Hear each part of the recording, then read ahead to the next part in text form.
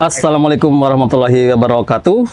Selamat datang di Speak Hub versi terbaru dengan tema Talking with Legend.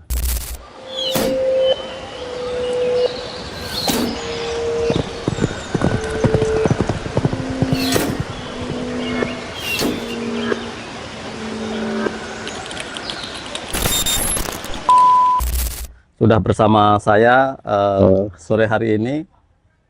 Mungkin semua komunitas equestrian sudah tahu, sering disebut Uncle Budi. Uncle Budi ini selain legend juga bisa dibilang master ya. Beliau ini pernah melanglang dunia di Amerika Serikat untuk beberapa tahun, kayaknya sih lama ya. Dan kontribusi atau karirnya di equestrian mungkin sudah 30-40 tahun. Saya saja bersama Uncle Budi ini sudah dari tahun 2000 ya di Artayasa ini. 2000 ya? Bukan Tahun 2000. Sayanya masuk 2000 kan? Oh iya. Ya, kalau 2009. kalau Uncle Budi kan mulai dari PON segala macam Iya. udah di sini itu 9 berapa itu. Cuma saya sebelumnya kan saya sudah mundar-mandir, tapi saya tetap di sini waktu itu tahun 2000. Nah, kita coba ngobrol-ngobrol dengan Uncle Budi yang pengalaman dan dedikasinya di equestrian sudah begitu besar. Untuk itu kita perkenalkan dulu atau kita sedikit perkenalan dengan Om Budi. Om Budi ini sudah berapa lama di equestrian, sejak kapan, di Amerika kemarin berapa lama, dapatnya apa gitu. Kira-kira Om Budi begitu ya? Ya. Silakan Om Budi. Oke, terima kasih. Saya diundang sama Speak Hub. Speak Hub. Ya. Kalau di kuda sih memang saya dari tahun 81. Jadi pada waktu itu ya masih ikut-ikut lesson lah. Terus cuma habis 84 tuh saya udah mulai ikut ke Jurnas di Parompong. Udah gitu tahun 85 apa 86 itu PON mewakili Sulut. Udah itu ya tahun 90-an ya berdirilah Artayasa. Saya berasal dari Satria Kenayungan dulu. Ya. Awalnya Satria Kenayungan, terus ya pada waktu itu sempat saya pindah ke Satria Kenayungan itu yang dipecat Warung Buncit ya dulu ya. Ya, Warung Buncit. Itu salah satu klub lama juga, teman sekarang sudah tidak ada. Itu lama. Nah, terus ada Artayasa buka tahun 92. Nah, saya udah mulai tuh ngebangun di sini, terus sebelumnya tahun 87 sampai 91 tuh saya di Australia. Sempat di Australia? Ya, mempelajari manajemen kuda sama horse training di sana. Tapi di equestrian juga ya? Di equestrian. Jadi waktu itu sama ya banyak eventing sih main. Pulang 91 saya kerja dulu Menteri Pendidikan Pak Fuad Hasan. Pak Fuad Hasan. Dia ternak tuh. Ya, sampai sekarang anaknya pun masih ya, masih. Pak Amris ya. Ya, Pak Amris ya. Udah gitu 92 Artayasa buka kandang, ya kita bangun, terus Artayasa buat Asian Championship ya waktu itu. Terus sampai 95 apa 96 tuh saya ke Belanda. Untuk terusin edukasi lagi sekolah. Sama Erik ya waktu itu ya? Belum. Erik belum ada. Nah, udah gitu setahun saya balik ke Indonesia, terus kita buat ya angkatan saya tuh buat World Cup. Tuh. Nah, Silik ya? Silik itu kita traveling tuh dari Indonesia, start Malaysia, Thailand, Singapura, Indonesia, itu padat itu. Itu 6 putaran waktu itu. Ya, itu dulu angkatannya ya Roy Ibrahim, Ardi Apsoro, saya, Indra Rosendi, Pak Rafiq, banyak lah itu yang bangun. Terus kita tetap bertanding, ada World Cup, terus ada SEA Games, saya ikut SEA Games di di Malaysia tahun 2001 kalau nggak salah ya. PON tuh 96 PON saya mewakili TKI. Bukan, Sumatera Barat. Sumatera Barat tuh. Saya dapat nomor di situ. Dulu kuda saya namanya Cakra. Oh iya, saya pernah. Ya, ya saya Udah lokal tapi itu ya? iya kuda lokal. Thoroughbred lokal. Thoroughbred. Jadi saya ke World Cup tuh pakai kuda Indonesia terus. Cakra, dia sampai final. Walaupun hasilnya kurang bagus, tapi dia sampai final. Terus yang kedua saya pakai Dark Melo, itu anaknya Koperos. Cuman sampai putaran ketiga waktu itu. Habis. Kalau tahun segitu itu World Cup tinggi berapa Pak Budi? Wow, udah 140. Oh, udah 140 Finalnya juga 145 itu kalau nggak salah itu. Final tuh waktu itu Sama di lah ya, kurang lebih. Thailand. Gitu. Apa lagi ya? Iya. Terus ikut SEA Games di Filipina. Ya. Mungkin Pak Jupri udah ada Ya, ya? ya itu 2005. Ya, 2005. Ikut PON juga, kita wakilin Kalimantan ya. Kalimantan Ya. Timur Kalimantan 2024 sama Pak Budi 2024 ya, yang 2028 udah nggak ada ya? Nggak ada. Nggak ada. Yang Kalimantan tuh nggak Ya. ikut. Pergi ke Amerika kapan itu? 2002, tapi masih pulang pergi tuh sampai 2005. Nah, 2005 for good. Ya. Sampai baru balik lagi tahun 2020. Jadi saya lama di Amerika tuh 20 tahun. Hampir 20 tahun ya? Ya, hampir 20 Oh tahun. iya, betul. Terus saya di sana belajar mengenai kuku kuda. Jadi ya mempelajari, karena di sini kan masih perlu edukasi lah. Itu apa? Course gitu apa ada apa Sekolah tuh. sekolah khusus ya? Khusus itu. Khusus dia setahun. Setahun ya? Terus ada sertifikat. Udah gitu saya harus ikut asosiasi untuk dites lagi. Jadi saya sekarang ya ada titelnya ya itu ya certified farrier, sama jurnamennya saya kurang di prakteknya waktu itu. Jadi saya tinggal. Sayang sih sebenarnya, harusnya saya teruskan. Ya. Terus saya pulang ke Indonesia ya buat pertandingan di APM sempat setahun. Terus saya ke Jawa Tengah. Saya niat ke Jawa Tengah untuk mengembangkan ya. Dan ya ternyata ya alhamdulillah ya. berkembang lah ya. Ya, Pak Jupri juga udah tahu lah. Ya, setelah di Jawa Tengah ada muncul banyak pertandingan di Jawa Tengah, ada MPS, ada Equidreams, ada K3 ya. K3 ya. Ada The Cristo, KHI Jogja ya. Kita sempat buat. Nah, sekarang ya yang saya harapkan sih ya sebenarnya di Jawa Tengah tuh harus ada yang pegang lagi IO-nya. Nah, kebenaran Pak Jupri bantu banyak gitu. Dan Jawa Tengah tuh udah bisa buat kalender sendiri. Betul. Itu dia udah punya masanya udah cukup banyak. Jawa Tengah sementara ada 3 center ya yang suka bikin event. Jawa Tengah Jogja ya. 4 malah, ada MPS, ada Equidreams, ada Klaten, K3, ada Nirwana, bahkan ada KHI 5. Sama anak-anak UGM kan suka bikin di Bantul tuh. Ya, jadi sudah lumayan. Kemarin kan terakhir buat UGM juga. Ya, UGM kamu di KHI kemarin. Ya, kemarin ya. Jadi udah cukup banyak lah gitu. Uncle Budi, tadi kan start riding itu 81. Artinya tuh 45 tahun ya dari sekarang. Suka dukanya di equestrian atau pengalaman yang paling Budi terkesan tidak terlupakan tuh kira-kira apa? Wah, hampir nggak aku lupakan. Ya terkesannya pas saya balik sih sebenarnya. Jadi ternyata tiba-tiba sini banyak. Dan saya senangnya sekarang hampir tiap bulan ada pertandingan. Hampir tiap minggu bahkan. Iya. Startnya kan dari tahun 2020 tuh. Iya. Udah mulai tuh 2009 habis Asian Games lah. Udah mulai tuh terus. Nah, ini kan dulu yang namanya pertandingan aja setahun 2 kali 3 kali. Gongnya sebenarnya sih setelah COVID aja tuh. Iya, benar. Dan dulu kan kita masih tergantung Malaysia ya. Iya. Sekarang Malaysia, Singapura, Thailand, pertandingan nggak mungkin sampai sore. Iya. Pak Jupri mungkin lebih tahu itu. Iya. Keliling. Gitu. Jadi kita nih sebetulnya punya chance untuk mengundang rider-rider dari Asia Tenggara untuk bertanding di sini. Ya, karena mungkin yang belum sampai bisa terlaksana karena mungkin regulasi horse movement-nya ya. Iya. Atau pinjem. Kalau pinjem sewa bisa.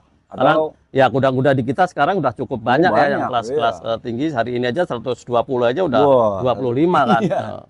Itu banyak tuh. Tadi tuh saya lihat, waduh. Dan junior-junior kita udah boleh semua ya. Ya. Udah cukup lah.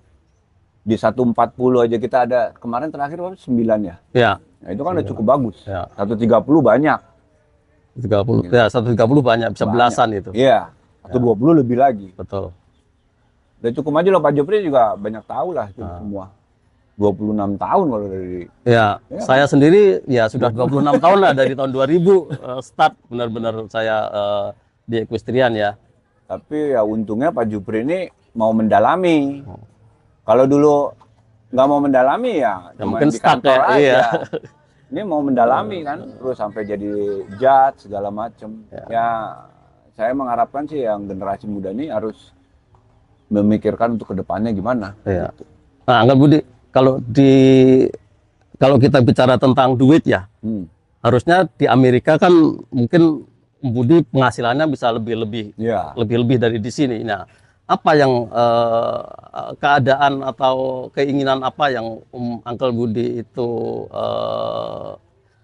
inginkan untuk kembali lagi menetap di Indonesia? Padahal udah punya green card ya, udah, udah punya green saya card. udah izin. Sementara anak-anak juga di sana Nah, gitu ya, loh, ya, betul. sampai mau pisah dengan Pindah. anak-anak, akhirnya tinggal permanen lagi di Indonesia. Itu apa motivasi Om Budi? Satu, saya ingin olahraga ini berkembang kan. Saya ngelihat, waktu di Amerika juga tetap mantau gitu ngelihat, oh ini berkembang. Memang saya niat pulang untuk mengembangkan. Memang kalau untuk bicara soal kuda, ya di Amerika jauh lah gitu. Ya, Penghasilan, tapi ya saya bicara kuda lah gitu. Tapi ya ternyata saya baliknya ke sini juga, ya saya senang karena olahraganya maju banget ya, sekarang. ya. Ya Dan kalau maksudnya sudah banyak orang yang apa namanya menggantungkan kehidupannya di kuda kan iya. sekarang. Dulu dokter paling Pak Wira saja kan dulu, Iya. nggak ada yang lain. Sekarang Banyak. dokter Sekarang udah dokter banyak banyak. sekali, varian juga udah banyak sekali. Nah, sama itu ya mengedukasi. Saya memang dari dulu senangnya pengembangan sih. Jadi saya ada yang bisa dibantu ya saya bantu. Nah, sebenarnya keadaan sekarang ini yang dikeluhkan oleh komunitas itu pelatih yang kurang, Betul. Uncle Budi. Nah, Ya. ada saran-saran nggak mesti bagaimana federasi nasional Federasi, ini ya. atau apa namanya orang yang harusnya bertanggung jawab untuk mengembangkan ini, sarannya apa supaya ya kebutuhan pelatih, kebutuhan kebutuhan official pun sekarang Harus. kalau Gampang. kita berbarengan itu sudah itu nggak bisa. agak susah ngaturnya. Benar. Sudah gitu mungkin peralatan juga alhamdulillah kemarin kita dapat hibah dari ex Asian Games. Oh iya. Ya, kita udah buat distribusi ke Jawa Tengah, Jogja, itu nanti akan tempatan di KHI, ada juga sebagian kita distribusi ke Sumatera Utara kalau nggak salah. Ya, maksudnya biar apa namanya event-event yang ada di daerah nanti juga bisa menggunakan alat yang standar. Betul, gitu. ya. Cuma ya masalahnya itu tadi mungkin dari sisi SDM, pelatih, official segala macam memang kurang ya. Saran Budi seperti apa untuk National Federasi ini misalnya? Ya, Atau untuk klub-klub itu sendiri? ya yang jelas federasi harus mengundang untuk sertifikasi atau untuk pelatihan trainer menjadi pelatih itu gimana. Jadi pelatih itu bukan hanya melatih cara naik, tapi dia juga harus bisa ngelihat bagaimana, kan ada kadang-kadang rider dia nggak bisa terlalu dipush, ada jadi itu ada harus bisa tahu karakter masing-masing. Dan sekarang ini memang banyak banget ya dibilang dia baru bisa naik, Ya, terus pindah ke mana bilangnya udah jadi pelatih. Nah, ini agak bahayanya dia tidak mempelajari yang awal tuh kalau mau ngelatih tuh safety first. Betul. First aid-nya juga dia harus tahu. Itu. Cara aman lapangannya bagaimana, aman perlengkapannya bagaimana, termasuk kudanya untuk aman beginner bagaimana, gitu kan harus tahu. Iya, dasar-dasarnya. Nah, dan satu lagi sama kan banyak pelatih nih, banyak yang mau enak aja nih. Jadi dia rider masih beginner, masih novice, dikasih draw rein. Itu sebetulnya udah melanggar karena dia tidak belajar bagaimana feeling dengan kudanya. Nah, sementara pelatihnya itu juga masih bingung. Jadi memang ya syukur-syukur federasi mau mensupport ini untuk dipanggil, ada pelatihan, tapi nggak bisa cuma 3 hari. Jadi pelatihan itu harus continue. Jadi misalnya bulan pertama ada berapa, dilatih dulu. Teori itu harus tuh. Ya. Teori sudah nomor 1. Nah, masalah kepelatihan saya kemarin sudah punya plan sebenarnya. Saya mau ngundang Om Roy Ibrahim. Nah, itu bagus tuh Beliau dia. kan sebenarnya level 3 Iya. tuh apa namanya trainer ya, FEI. Ya saya saat ini sih posisinya saya schedule udah punya apa namanya termasuk CV-nya Om Roy udah punya. Cuma saya sebenarnya pengen ya bantuan dari NF lah untuk support ini. Iya, Karena kalau apa pure dari calon-calon trainer memang biayanya agak mahal, Om Budi. mahal, Nah, betul. termasuk nanti sampai sertifikasi tuh kalau nggak salah sampai 8 hari lah dibagi 2 sesi. Sesi pertama 4 hari, sesi kedua 4 hari juga, itu nanti bisa sertifikasi. Cuma ya itu saya sih di podcast ini juga kalau bisa mohon dukungan dari NF, dari Portasi ya. untuk paling tidak meringankan beban biaya apa namanya para calon trainer yang akan ikut itu supaya terjangkau gitu, sehingga pengembangan ini bisa ke level daerah. Karena mungkin kalau di trainer-trainer Jakarta sih duit 7,5 juta mungkin oke, tapi kalau di daerah kan mungkin berat ya. Sementara kita juga pengen mengembangkan daerah, nggak cuma di Jakarta, Jawa Barat aja gitu loh.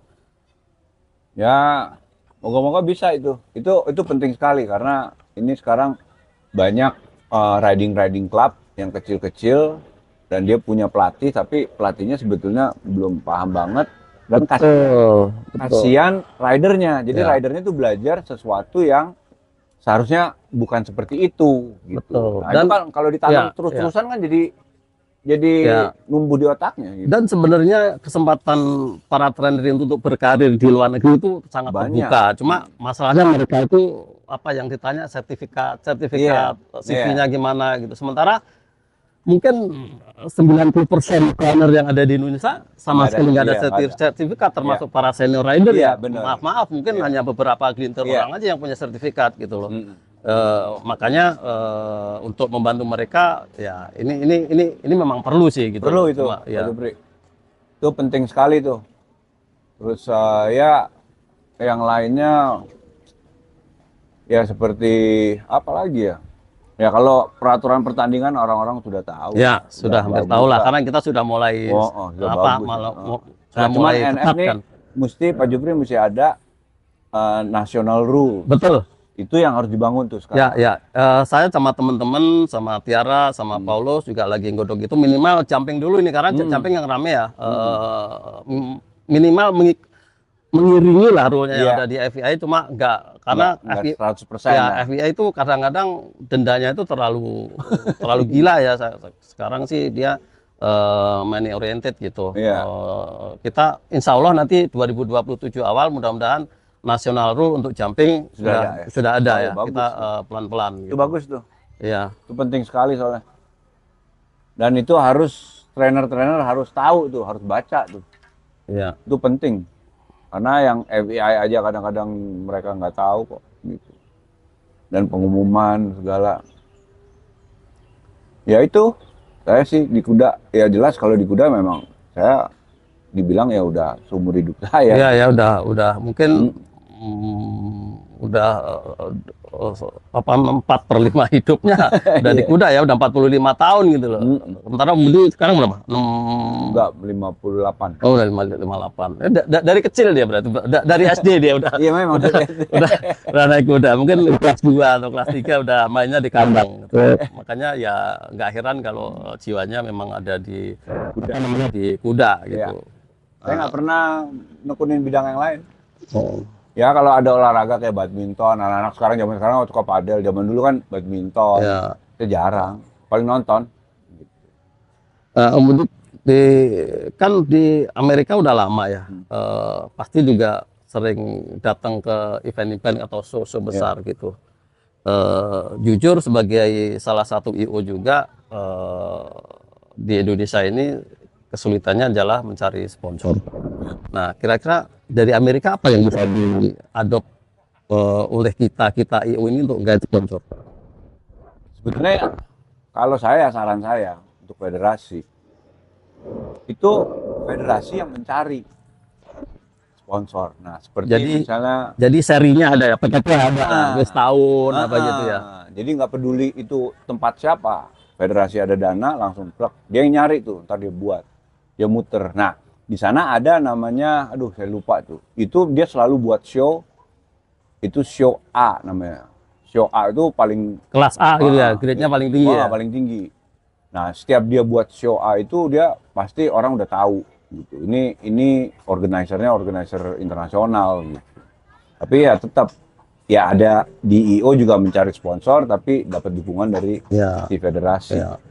Nah itu penting karena sekarang sih ya udah cukup banyak ya mau yang sponsorin, cuma sekarang bagaimana untuk meningkatkan seperti price-nya itu. Ya, itu sih yang bikin menarik, apa namanya, peserta kan salah satu juga hadiah ya. Dan kita sebenarnya nggak tahu ya harus dimulai dari mana, karena untuk mendatangkan crowd yang seperti bola itu juga masih susah, karena konotasi selama ini berkuda itu eksklusif, apa namanya, untuk kalangan atas. Itu menurut saya itu dulu ya. Sekarang sudah nggak lagi ya. Bahkan di hub sendiri membuat hadiah, membuat pricing untuk belajar berkuda itu saya rasa terjangkau lah buat menengah ke bawah pun gitu. Nggak terlalu yang high level gitu. Dan kalau mau datang nggak bawa peralatan dulu, mau coba-coba itu juga bisa semua disediakan gitu. Jadi ya harapan saya mungkin semua komunitas juga, orang-orang yang datang di event apa namanya equestrian itu bisa mulai dari akar rumput atau kelas bawah sampai kelas menengah itu, untuk paling nggak sponsornya paling nggak untuk nggak sponsor itu ini loh masa saya banyak. Gitu kan. Iya. Nah itu yang penting memang sekarang ya apalagi Jupri. Terakhir Umut, dari sisa tahun ini kira-kira event apa yang paling ditunggu? World Cup lah, tapi rider kan lagi pada konsentrasi Asian. Oh iya, berarti masih Asian Game. Kita ada 5-6 rider di Eropa. Iya. Yang saat ini ada pemusatan latihan nasional di apa namanya, di Eropa ya. Dan mereka cukup bagus loh. Dressage, jumping, eventing cukup. Saya cukup senang lihat mereka. Ya bisa ada hasil lah. Betul. Ya nggak cuman ya ada sponsor aja, tapi moga-moga ya di Asian Game bisa masuk di 10 besar lah. Ya, dan ini menurut saya ini kesempatan sih. Kalau nggak sekarang, nggak kapan lagi. Iya benar. Apa namanya, sementara memang kita ada yang support ya gitu. Alhamdulillah ya. Ada yang support. Kalau nggak sekarang gampang. Ya kalaupun pesan-pesan buat rider yang sekarang lagi di Eropa ya, kalaupun makanya target medali atau target prestasi nggak tercapai, minimal pengalaman mereka bisa ditularkan kepada teman-teman yang ada di Indonesia nantinya. Minimal gitu. Tim lah masuk di 10 besar, ya Kak? Ya. Kalau saya sih itu lihatnya.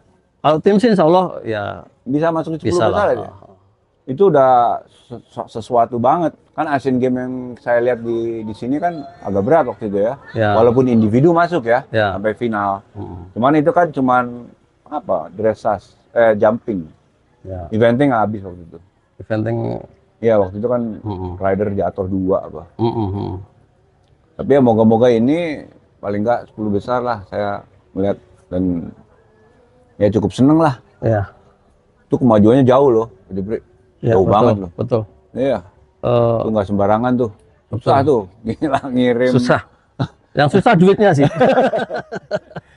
Cuma kalau ngirim orangnya sih orang banyak. Ya jujur ya, saya keliling ke Asia Tenggara gitu. Rider-rider kita tuh sebenarnya nggak kalah dengan rider-rider dari negara lain. Cuma memang kalau dibanding Middle East misalkan ya materinya aja yang kurang. Ya kalau kita naik odong-odong, mereka naik Mercy ya, justru kita nggak bakalan bisa apa namanya menyamai mereka. Cuma ya mudah-mudahan dengan support yang saat ini ada buat atlet-atlet kita bisa membawa kemajuan lebih lah nantinya di apa namanya di equestrian Indonesia ini. Ya, saya sih berharap banget. Abis ini mungkin ya moga-moga banyak sponsor-sponsor lah gitu. Ya, harapannya itu. Iya, karena ini benar-benar saya. Bagus.